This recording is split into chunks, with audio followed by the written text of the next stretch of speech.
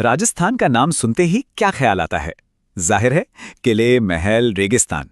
एक शानदार इतिहास, है ना? लेकिन रुकिए, आज यही ऐतिहासिक राज्य भविष्य पर एक बहुत बड़ी और बहुत ही साहसी बाजी लगा रहा है। चलिए, इस बदलाव की कहानी को जरा करीब से समझते हैं। और ये कोई छोटी मोटी बाजी नहीं है, बिल्कुल नहीं। अनुमान है कि 2030 तक भारत का एनिमेशन, विजुअल इफेक्ट्स, गेमिंग और एक्सटेंडेड रियलिटी, जिसे हम शॉर्ट में AVGC XR कहते हैं, इसका मार्केट $26 बिलियन का हो जाएगा। सोचिए जरा कितना बड़ा मौका है ये। और इस जबरदस्त मौके के सेंटर में है राजस्थान की नई पॉलिसीज के पीछे छिपा एक महत्वाकांक्षी विजन। राजस्थान में बना है दुनिया के लिए, मतलब लक्ष्य सिर्फ देश में ही नहीं बल्कि पूरी दुनिया में छा जाने का है। तो ये सिर्फ एक सपना नहीं है, इसके पीछे एक पूरी सोची समझी स्ट्रैटेजी है।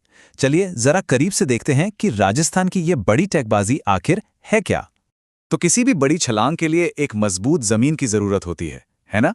तो चलिए पहले ये समझते हैं कि इस तकनीकी छलांग के लिए राजस्थान की नींव इतनी मजबूत क्यों है। सबसे पहली और सबसे बड़ी ताकत यहाँ के युवा। एक अनुमान के मुताबिक 2036 तक राज्य में 15 से 59 साल की उम्र के करीब करीब 5.9 करोड़ लोग होंगे। ये एक बहुत बड़ा, मतलब बहुत ही बड़ा टैलेंट पूल है। और ये सिर्फ कागजों पर मौजूद टैलेंट नहीं है, इसका सबूत भी है।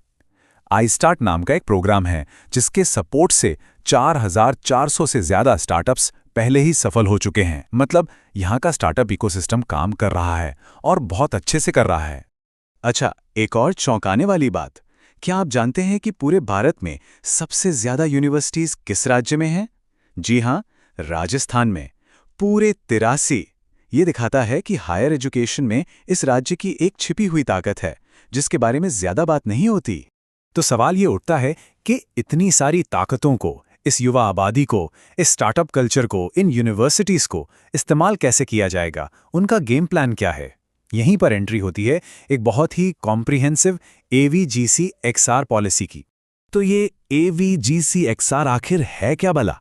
इसका मतलब है animation, visual effects, gaming, comics और एक्सटेंडेड रियलिटी।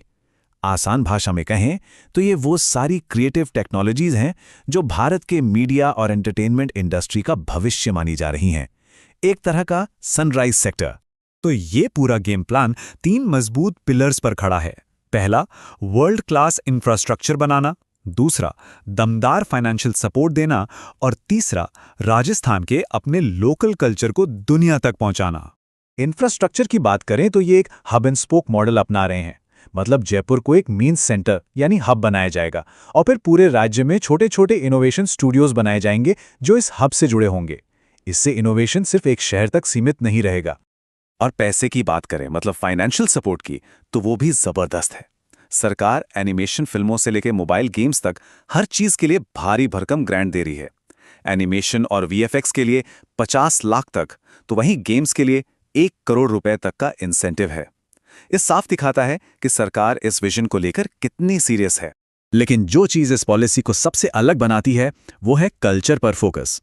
अगर कोई ऐसा गेम या मीडिया बनाता है जो राजस्थानी कल्चर, उसकी विरासत या भाषा को बढ़ावा देता है, तो उसके लिए 30 लाख रुपए तक के स्पेशल इंसेंटिव्स हैं।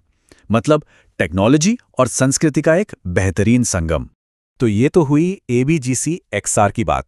लेकिन राजस्थान की कहानी यहीं खत्म नहीं होती। अब हम बात करने जा रहे हैं अगले लेवल की, अगला फ्रंटियर, जो है AI। तो सवाल उठता है, एनिमेशन और गेमिंग के बाद क्या? टेक्नोलॉजी की दुनिया में राजस्थान का अगला बड़ा कदम क्या होगा? और जवाब है आर्टिफिशियल इंटेलिजेंस। जी हां, AI। नई राजस्थान AI ML पॉलिसी को मंजूरी मिल चुकी है और इसके साथ ही राज्य टेक्नोलॉजी के अगले युग में कदम रख रहा है। और ये सिर्फ कोई भी AI बनाने की बात नहीं है। इस पॉलिसी की सबसे खास बात है इसका एथिकल AI पर जोर। मतलब ऐसा AI जो ट्रांसपेरेंट हो, जिसकी जवाबदेही तय हो और जो सबके साथ निष्पक्ष हो। ये एक बहुत ही जिम्मेदार सोच है। और ये सब सिर्फ कागजों पर नहीं हो रहा है, ये विजन हकीकत में बदल रहा है। राजस्थान डिजिफेस्ट और टाई ग्लोबल समिट जैसे इवेंट्स हो रहे हैं जहां दुनिया भर के टेक लीडर्स, इन्वेस्टर्स और पॉलिसी मेकर्स एक साथ आ रहे हैं। मतलब एक्शन शुरू हो चुका है।